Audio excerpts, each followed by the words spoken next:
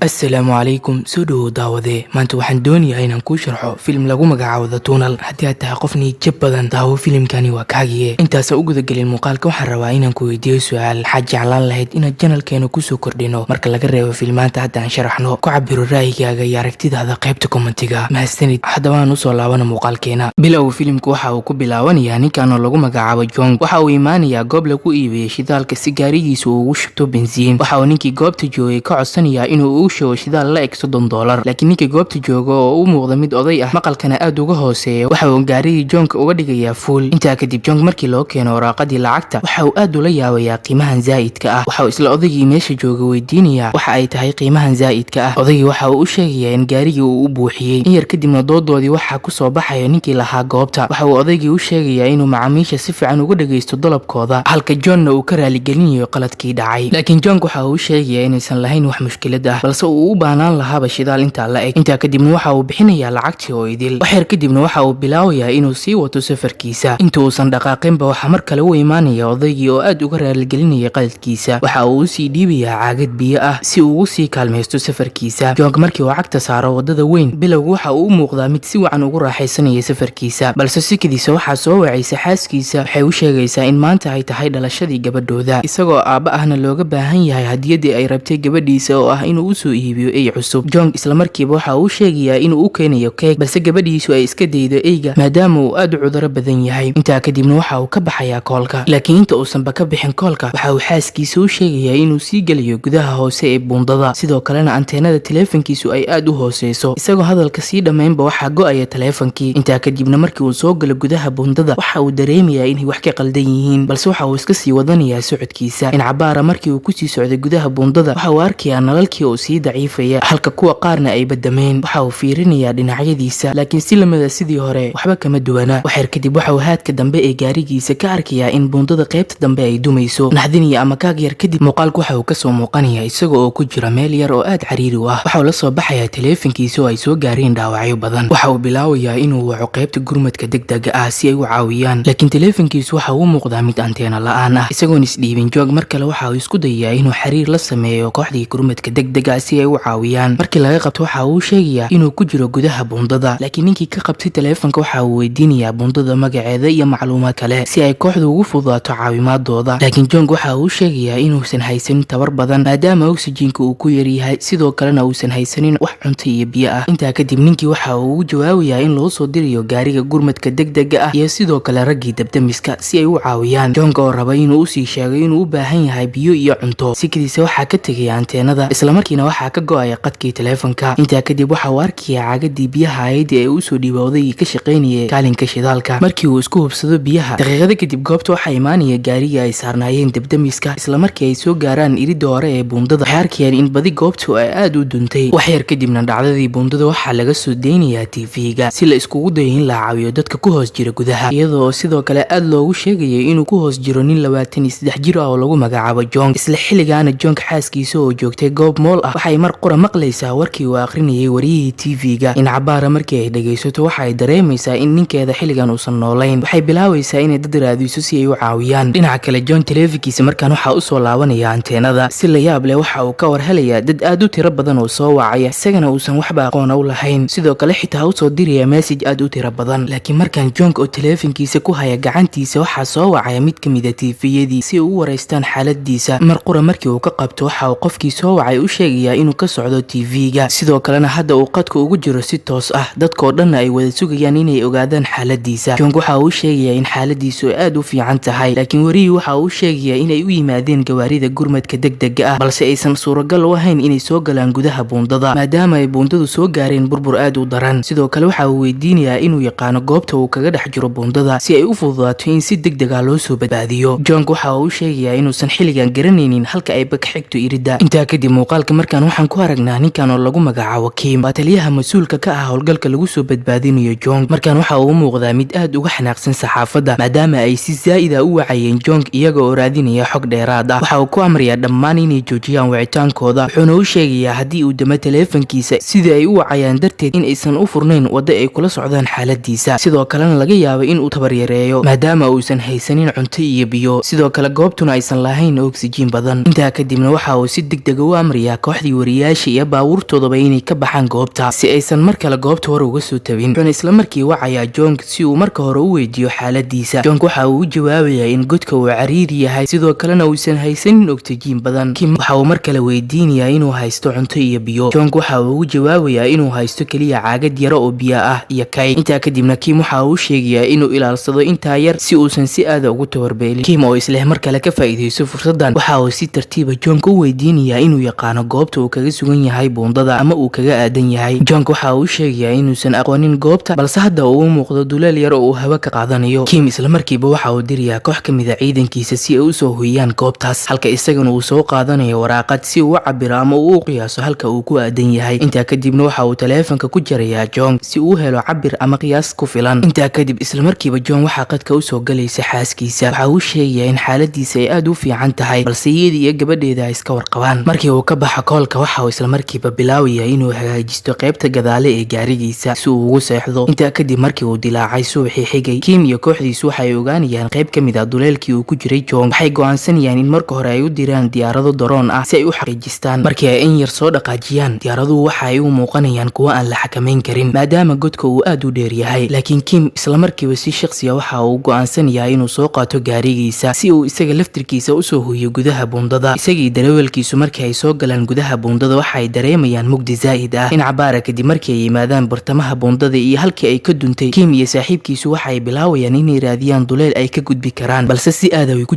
jahwareerayaan. intaa kadib Kim waxa uu saaxiibkiisa ku amrayaa inuu si cod dheer ah u qayliyo si ay u helaan falcelin dheeraad ah. laakiin sidii hore si la mid ah ma aysan helin wax dhawaaq ah. intaa kadib Kim waxa uu soo wacayaa Jong isagoo uu weydiinaya inuu maqlayo cod dheer. Jong waxa uu sheegayaa inuu soo gaarayo iftiin balse codka uu aad uga yara gaaban yahay. Kim isla markiiba waxa uu dareemayaa farxad yar wuxuuna niyadda gishanayaa inuu helo dariiqii ay ku soo badbaadin lahaayeen Jong. laakiin si lama filaan ah labadoodu waxay ku war helayaan qaybtii ay ka joogeen buundada in ay u muuqato mid burburaysa. isla markiiba waxa ay soo fuulayaan gaarigooda waxayna banaanka uga soo baxayaan buundada. intaa kadib markii ay banaanka yimaadaan isla markiiba Kim waxa uu la xiriirayaa Jong si uu u hubiyo in weli uu caafimaad qabo. sidoo kalena waxa uu sheegayaa in mar dhow ay ka soo saari doonaan goobta. intaa kadib kooxdii Kim waxay bilaawayaan inay diyaariyaan laba qido oo ay ku soo badbaadin karaan Jong. kow in kor laga qodo qaybta ku aadan halka uu ku jiro Jong si ay u soo badbaadiyaan isaga oo bad qaba ama inay qodaan 180 mitir oo salka hoose ah kadibna ay halkaa geliyaan tubo. markii ay isku wada raacaan go'aanka waxay bilaawayaan hawshii iyagoo hawsha sii wadaya muddo 3 maalin iyo 3 haween oo aan kala joogsi lahayn. dhinaca kale Jong oo weli ku dhex jiro gudaha godka waxa uu muuqanayaa midii yareysanaya biyihiisa. intaa kadib markaan waxa uu arkayaa duleel hoose oo mugdi ah balse ay ka jirto dhaqdhaqaaq yar. waxa uu arkayaa dad kale oo ayagana ku jira goobta. isla markiiba waxa uu message u dirayaa Kim si uu u sheego inay caawiyaan dhammaan. intaa kadib haddana waxa uu arkayaa gabar yar oo aad u liidata. waxa uu bilaabayaa inuu caawiyo. waxa uu arkayaa gaarigii ay ku jirtay gabadha oo dhinaca kale ka haya dhagax weyn. waxa uu isku dayayaa inuu dhagaxa ka leexiyo laakiin isku dayo badan kadib awood uma helayo. intaa kadib waxa uu u imaanayaa gabadha. waxay marka hore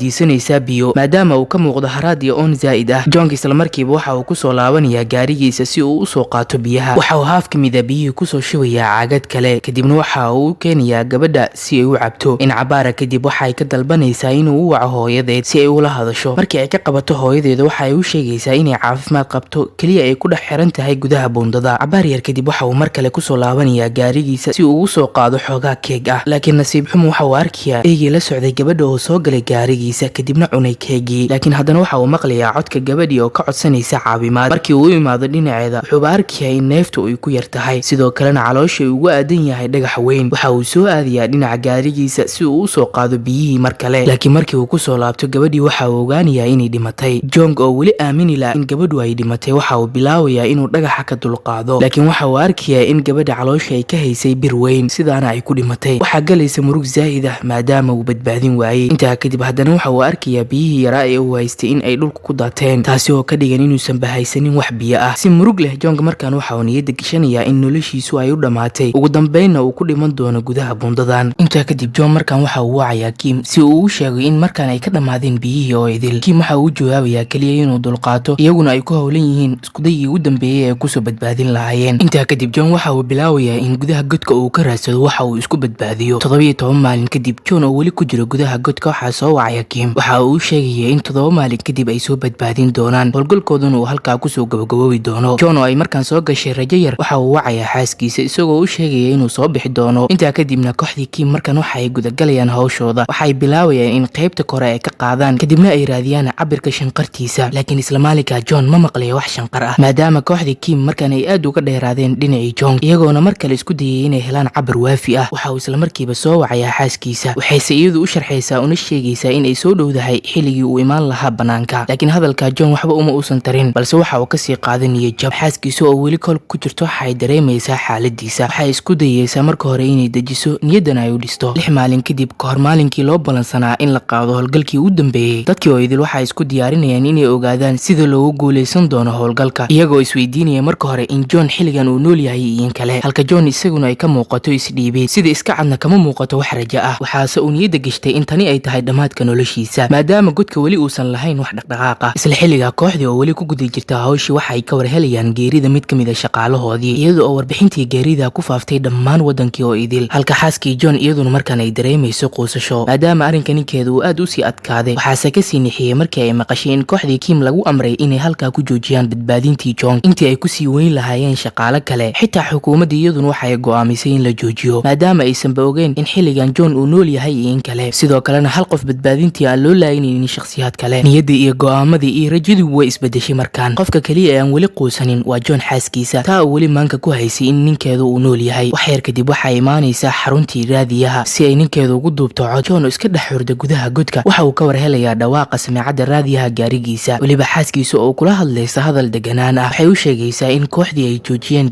badbaadintiisa, iyadoo u sii raacinaysa haddii aad dhimatay imaba maqlaysid, haddiise aad nooshahay cidnaha ka sugin badbaadinta naftaada. hadalka John marka uu maqlo waxa uu dareemayaa dhiiranaan, waxaase galaysa rajo ah inuu isbadbaadiyo naftiisa isagoo oo weli ku jiro gudaha godka. dhinaca kale Kim isaguna markaan waxa uu bedelay fikirkiisa, isagoo aaminayay in markaan kaliya uu isku dayo mas-uuliyad gaar ahna uu saaro naftiisa si uu usoo badbaadiyo Jong. waxa uu soo qaadanayaa aalad lagu garto inta mitir ay u jirto shanqarta ama dhaqaaqa godka. isla xilliga John isaguna waxa uu si iskiisa iskugu dayay inuu dhaqaaqo uu isbadbaadiyo. isla markiiba Kim waxa uu dareemayaa inuu jiro dhaqaaq. waxa uu caawiyihiisa ka codsanayaa in yar uu ka fogaado goobta si uu u bilaabo inuu qarxiyo godka, balse inta uusan qarxin waxa uu mar labaad godka gelinayaa aaladii, kadibna waxa uu ridayaa qaraxii koowaad. John markii uu maqlo qaraxa isla markiiba waxa uu ku soo laabanayaa gudaha gaarigiisa si aysan u haleelin dhaawac kale. daqiiqadaas uu dhaqaaqayay waxay sababtay in Kim aaladii ay u gudbiso shanqarta Jong. isla markiiba Kim waxa uu xaqiiqsanayaa in John uu nool yahay, kadibna waxa uu si toos ah u bilaabayaa qaraxyada. dhinaca baara kadib markii ay dhaceen qaraxyadu, Kim waxa uu helayaa waddo lagu gudbi karo John, kaasi oo weli 35 maalin ku jira gudaha godka. waxaase Kim farxad geliya markii ay u soo laabteen badi shaqaalihiisi si ay ugu qayb qaataan badbaadintii Jong. saacado kadibna Kim iyo qayb ka mid ah saaxiibadii waxa ay soo raacayaan tubooyin ilaa ugu dambeyn ay yimaadaan ilkii godka. Kim daqiiqada kadib waxa uu isha la raacayaa John, ka oo in muddo aanan arkin hawada banaanka, sidoo kalena aan helin neecawda firiishka ah. waxa ay u soo bixinayaan banaanka, kadibna waxa ay u soo qaadayaan dhinacii ay joogeen dadka kale. ilbiriqsigii ugu horeeyay ee loo soo bixiyay banaanka waxaa ku soo xoomaya dhammaan dadkii hareeraha joogay, daawariyaasha oo isku dayay inay ka qaataan sawiro ama xitaa ay maqlaan codkiisa. laakiin John oo muujinaya dhaqaaq waxa uu Kim si hoose oo daciifa ku dhahaya iga gaarsii kulligii inay yihiin munaafiqiin. Kim markii uu hadalka u sheego dhammaantood waxaa ka soo haraya aamusnaan, iyadoo xitaa cidna aysan muujinaynin wax dhaqdhaqaaq ah. ugu dambeyn filimka waxa uu soo dhammaanayaa Kim iyo saaxiibadii oo John u qaadaya isbitaalka ugu dhow ee goobta si ay u sii badbaadiyaan loona daryeelo xaaladiisa. tani waa filim keliya ama jilid, laakiin waxaa jira dad badan oo ay soo waajahday duruufaha nolosha. si walba oo aad tahay, xaalad walba oo aad ku sugan tahay, iyo nooc walba oo aad tahay, ha ka quusan noloshan kooban. dhibicda roobkuba mar bay mir ka soo saartaa dhul angeg ah. haddaba ha quusan weliga. waxaan rajeynayaa in muuqaalka aad la dhacday aadna gaarsiin doonto ugu yaraan mid ka mid a saaxiibadaas si uu u daawado. mahadsanid.